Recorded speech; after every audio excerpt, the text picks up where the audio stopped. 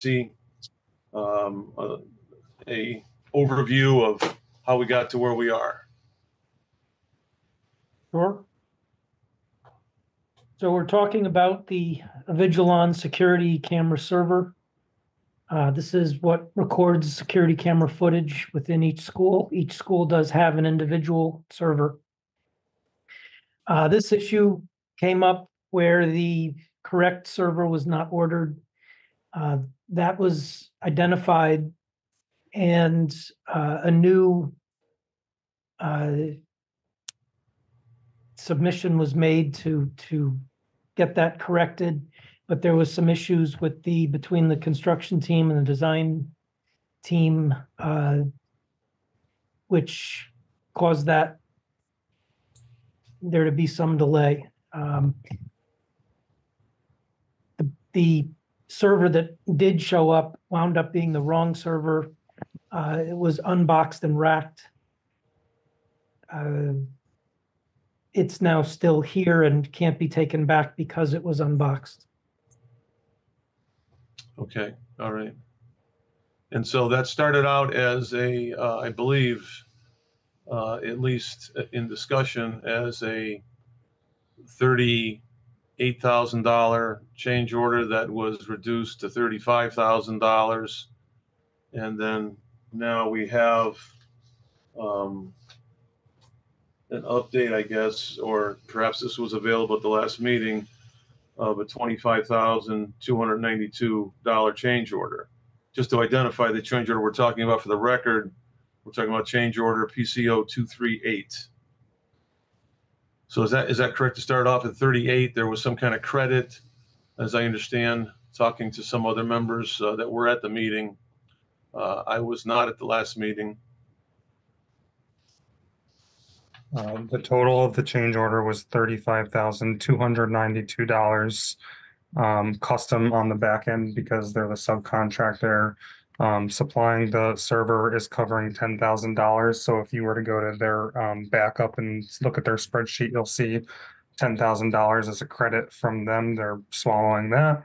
And then on the O&G cover, you'll see a $5,000 credit from the O&G CM fee. And then the remainder's tagged to come out of the the CM contingency. Okay. And just a reminder, and all the members know this, of course, but the CMP contingency is still town money. If that money does not get spent, then that money gets returned to the town. And, dipping into it for this type of miscommunication at best, or just plain out error, is perhaps more accurate, is up for discussion. So I understand that the last meeting was lively. I've gotten feedback from other members that they're very much against this change order. So I think I'd like to hear from Bill.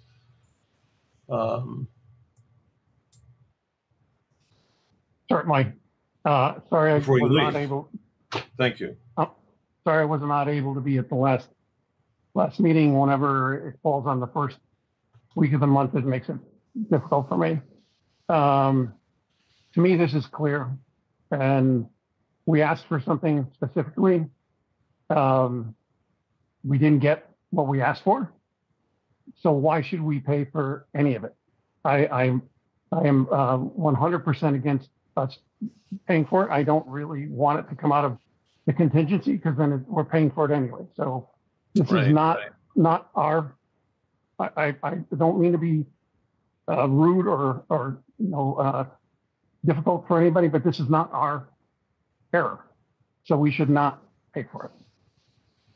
And there's no value added. That's the thing that I always look to whenever there's a change order. That there's a little bit of miscommunication, or there's a little disagreement, or there's perhaps not clarity. I always look to say, well, is there any value added to the town? And in this particular case, there's no value added because we're getting what we had asked for. We're not getting anything more, and we shouldn't be getting anything less. Again, I can't speak for other members on the record. But I have had conversations, and they're along the same lines of Bill Clegg. I do think that there's the issue of it being unboxed. I think there's a small, a liability for the town because somebody unboxed it, and then somebody else, as I understand it, disposed of the box, not understanding what they were doing. So therefore, a $35,000 piece of hardware couldn't be returned, which is pretty substantial amount of money. And for the town to pay, any significant part of that, I think is a problem. So my response on that is, if we were expecting to get something that was what we had asked for, why would we expect we weren't getting that? Right. And again, that's like 10% of the problem in my mind. That someone, got in the middle, and they've been in the middle before, and everything has worked out the way it should, and that's part of their responsibility and part of their job.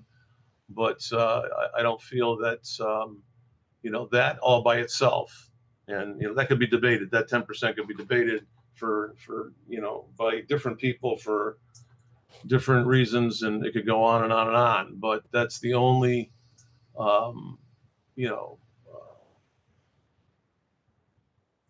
involvement that I think that the town has had with this that could be challenged by anybody else. Everything else is on their shoulders. So I think that we need to go back to these subcontractors and these general contractors and let them know that we're not satisfied with what they've brought forward, and we're going to have to work this out later with a better solution. Not to mention who owns or retains ownership of this supposedly unsalvageable server. Does the I don't think in the backup it shows anything about the ownership of the server. Does the electric company, the sub, take that in part of their concession for $10,000, their credit, or does the general contractor take that in part of their concession for $5,000, or do we sell that?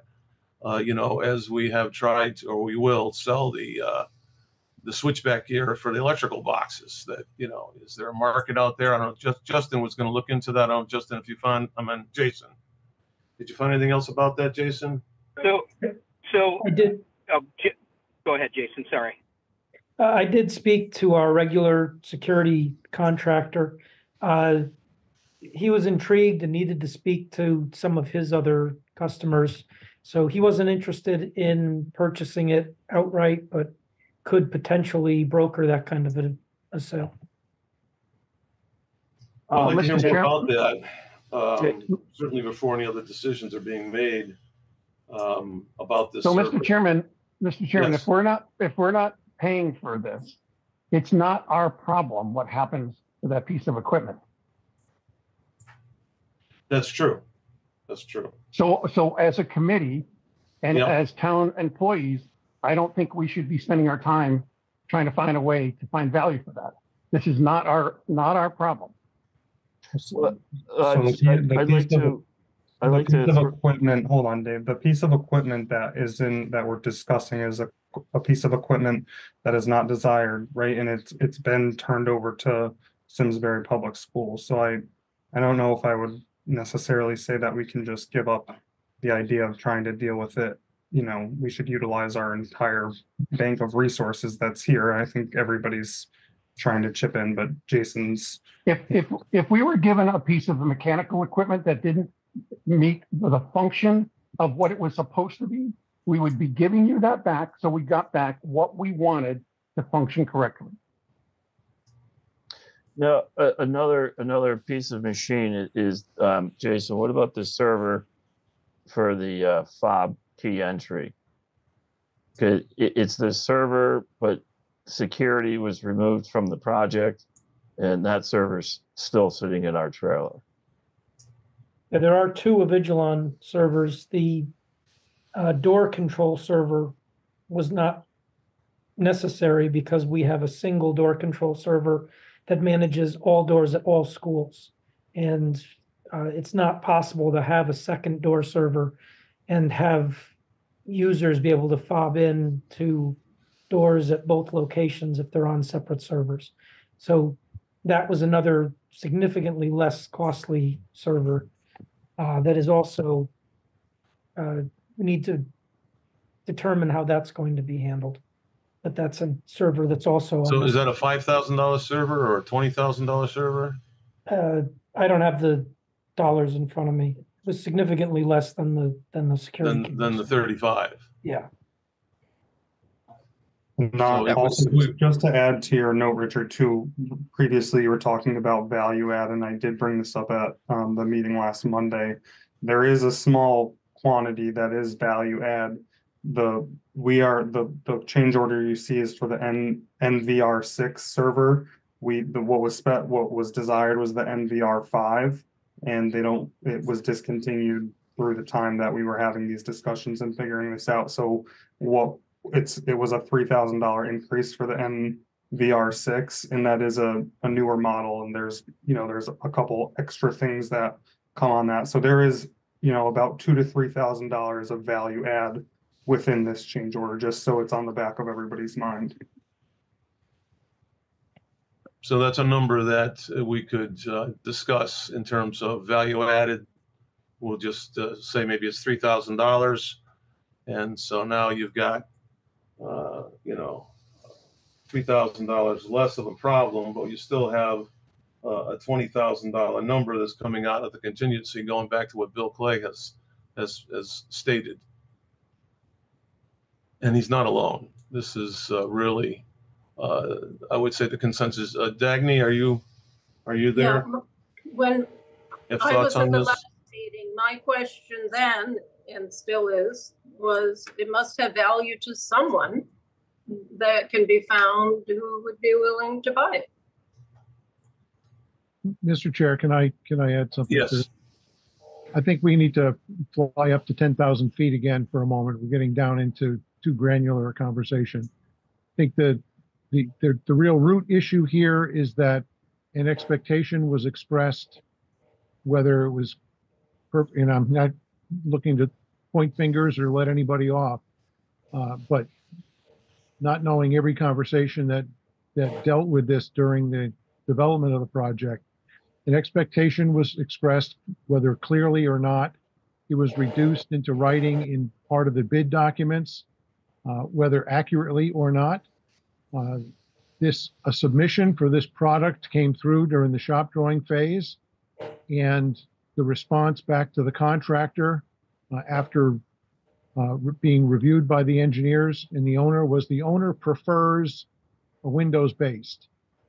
It doesn't say the owner requires a Windows-based server. So there's definitely some gray area there about the nomenclature that was used when the submittal was returned. My understanding is that it was returned as approved, but with a note, the owner prefers the Windows-based. It was approved as furnished as corrected with those notes, John. Furnished as corrected. Okay. Correct. So So that the contractor was to adhere to those notes on the drawings to provide the Windows server. Well, then but as- it's loosely defined. I mean, Because- we can talk about words on the semantic, but it was still put on the shop drawing. And if there was still a question, the question should have been raised, and no one raised the Well, question. But what would the question be? What they prefer, what's in the contract? Sure. I mean, we But- said, but- we so said hold the on a owner would second. prefer a Jake. Windows-based server, and we made the comment on the shop drawing. And I After want we to add, coordinated- I want to add, Yep. if the owner said they preferred it and you decided to not give them what they preferred, wouldn't you have told them that? I think that goes back to Brian's comment, We wrote that on the shop drawing. right? But you don't change spec in a submittal. We're not, yeah, but it's not changing spec. It's still the same No. device. Whether it's based on Linux or Windows, that's two model numbers. There's no cost change with that device. It's still the same device other than the one minute operating system that changes it. which But we it should- clarified on the shop drawing. It should have come back, revised and resubmit or rejected. I mean, that's, Dave, that's your opinion. Dave, that's your opinion, but we marked it up as furnished as corrected. CES has already admitted to that fact, Okay, that they made an error on their end. it's not an error. Yes. It's not an error. Well, since I was in the middle of making a comment, if I could return back to my thought. Certainly. Yep. Again, with the clarification that it was noted furnish as corrected. Having handled a lot of submittals in my career, if I were to be an originator of a submittal and I got something back that noted something to be as corrected, that would be a red flag to me to ask, well, what was corrected? What is different than what I submitted? So thank you, Brian, for that clarification. So if it was, rather than revise and resubmit, oftentimes, from a timeliness standpoint, if it's a minor change, I've seen many things and marked many things myself as submit, as corrected. So with that clarification, I think we can then look back at, the source of the product. And if, as Brian mentioned, if somebody couldn't see clearly what it was that was revised as a correction to the submittal, then yes, I would have expected a question would have been asked. So that has really shifted the direction of where my mind was heading with all of this, knowing exactly what the wording was on the return submittal. To the point Bill brought up, if this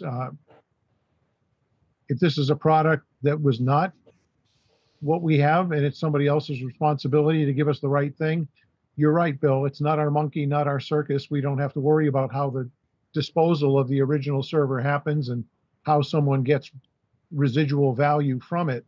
Whoever's funding the replacement item, which is the item that should have been provided, can take it home and put it on eBay for all we're concerned. But I do agree that it's not really the town's problem to handle as far as the disposal of the original one is concerned. It's simply a matter of how do we get to an operational state in deference to the appropriate comments by the chair that, if this is somebody else's problem, why should the town be spending money on this? I think that's, an accurate statement. But Zach, clarify for me what the delivery timeline is on this versus the start of school. Have we got much wiggle room here, or are we getting short on time? I mean, we're definitely short on time, but from what I understand, O&G and Custom has already released the order for the server, so we should be operational for the start of school. All right, so delivery and installation in a timely fashion should happen while we're haggling over the number. But I do agree that if, as Brian stated, it was marked furnish as corrected and nobody asked, well, gee, what was the correction? Or if there were multiple things that were marked and they missed one of the multiple, then I think that's a conversation that returns back to the arena of the trade contractor. If I can, I think there's a lot of still there, even though we've tried to clarify this, there's still some gray area in terms of some of the specificity of what happened. I do understand that the new server has been ordered, but I didn't know if that was ordered contingent upon this PCO being approved, and if not, do we need to issue a construction change directive just to be clear that this is the direction we're going? Yeah, we're going to need a CCD issued, because yeah, we're going to need a CCD. I mean, this isn't the route that anybody really wants to go. There's a lot of gaps in the communication through this whole process leading up to even the submittal. And yeah, we're going to need a CCD. I don't know if this will be a helpful comment, but I'll make it, is that it still sounds to me like there are a lot of people that were involved in this, I'm going to call it server accident, no different than a collision on Route 44. And, when it gets down to the brass tacks, there's typically meeting of the minds, and everybody that was involved in the server accident weighs in and divides up the cost of that project, which is not something that we wouldn't be involved in. And I'm going back to Bill. I can see you're shaking your head, Bill. I'm saying that we're not in the accident. We're not a part of the accident. There has been an accident, and just from the discussion I heard amongst the Arcadis group, the construction management team, the engineers, that there's a lot of going around. So you guys can figure that all out on your own.